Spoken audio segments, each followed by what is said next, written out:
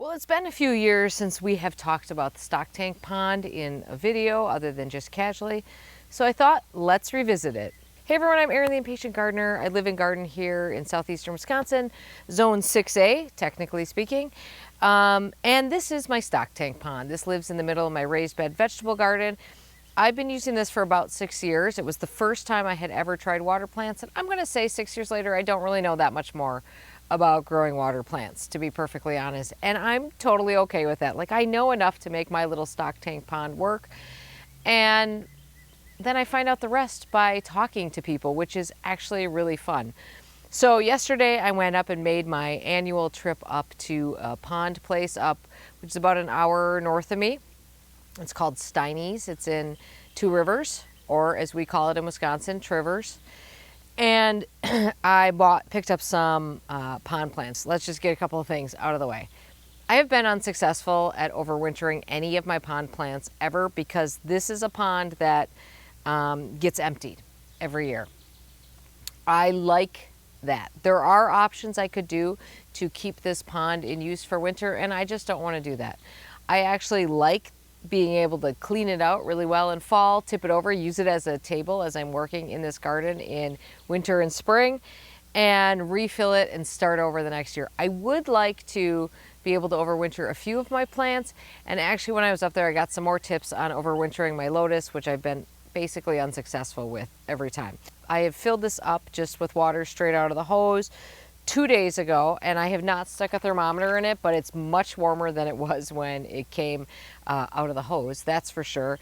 And now we're going to put the pond plants in. Since I have a helper here who's really interested in water, this should be an interesting experience. So when I go up to pick my lotus up every year, they have big hothouses basically that they grow these in, big tanks. And they never really know what color they are until they bloom. I chose this one because it was the only one with buds. Certainly looks like it's going to bloom pink, but it'll be a mystery. I don't really care what color they are as long as they bloom. And this one looks like it's going to do that. Now, I'll just show you the other two plants I picked up as well. This is a variegated ginger. I did not know that these were pond plants, but he told me up to 6 inches deep.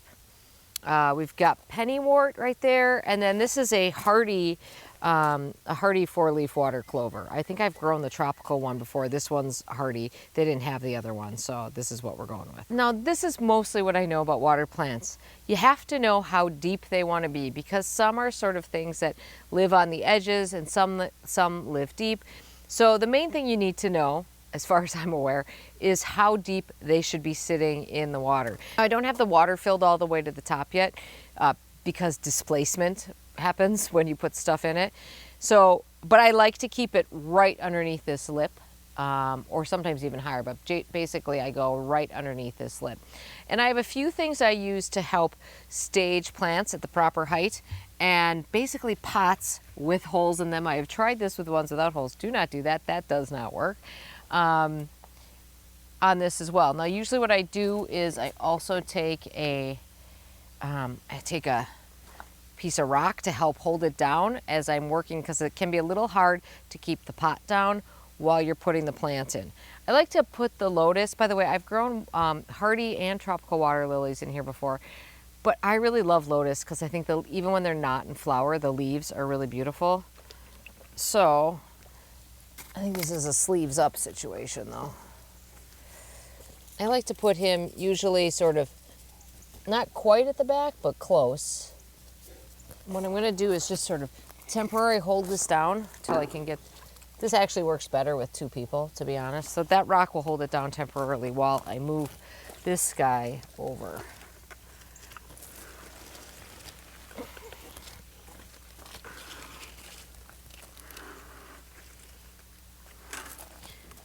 Okay, watch out. Okay, I'm going to try to lift the rock and get this in sort of simultaneously.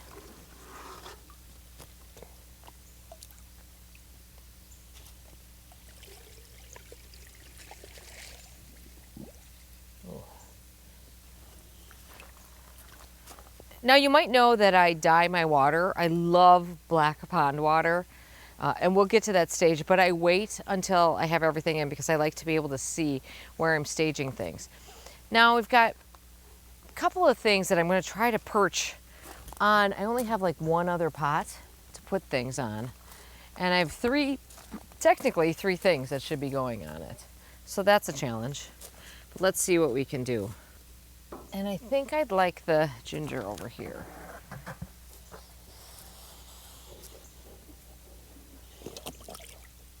This is pennywort. I've never grown this before. This is new for me. He said I could take it out of the pot or actually just sink the pot.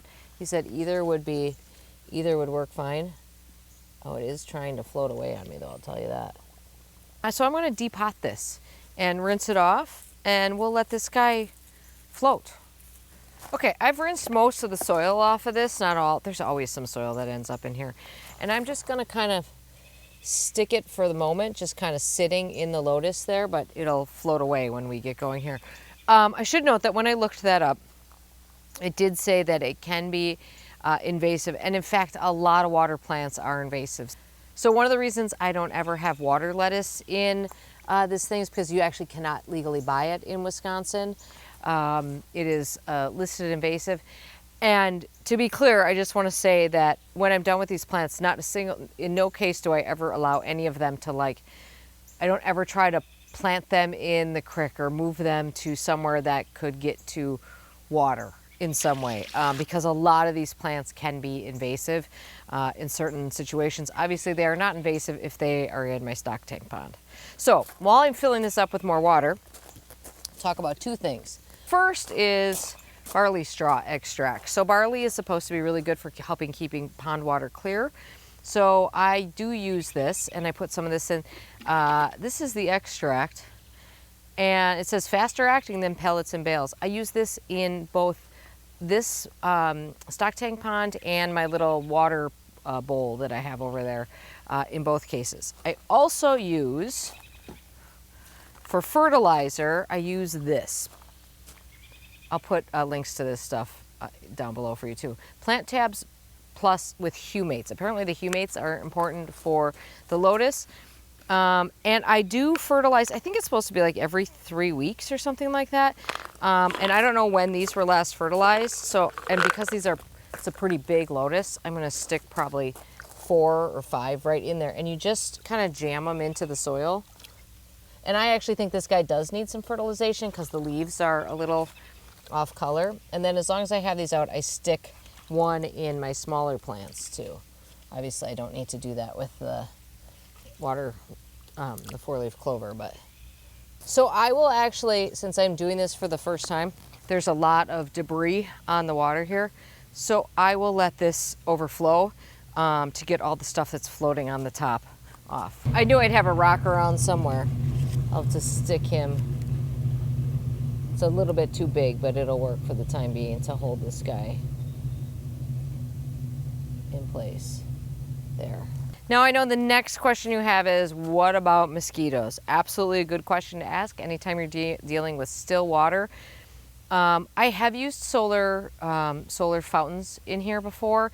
A lot of these plants, and I think lotus is one of them, don't like water disturbance, and since this is so small, I kind of try to avoid doing that. I also feel like those solar fountains are,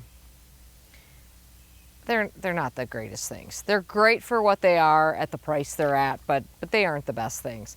So I do two things. One, BT, so I use mosquito bits usually, or mosquito dunks, which is just BT. BT is bacteria thuringiensis, which kills larvae. So it will kill any mosquito larvae that gets in there, or sometimes I put fish in.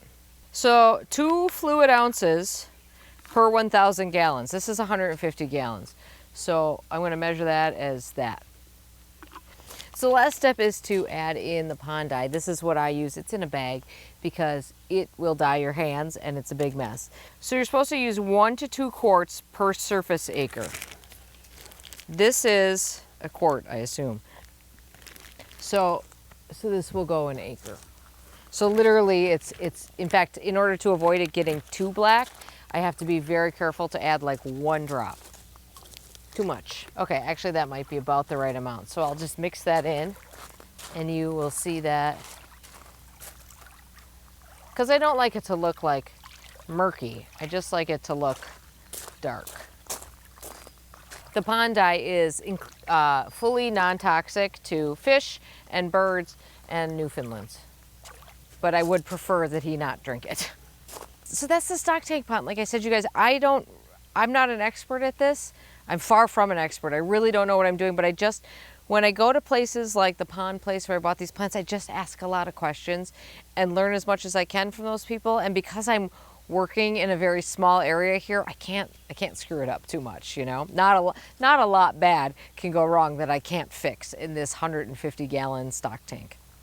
But for all that, this brings me so much joy. In fact, it's a reason to come out to the vegetable garden. Sometimes I don't come out here for several days because I've got drip irrigation running. I don't even pay attention to what's happening out here. But this, when this is blooming and this looks great, it's a reason to come out here. I love it. I don't know. I have a lot of fun with it. I hope you are having fun in your garden today. Thank you for watching. We'll see you soon. Oh, and you should subscribe so we can all see together what these flowers look like, because I don't know.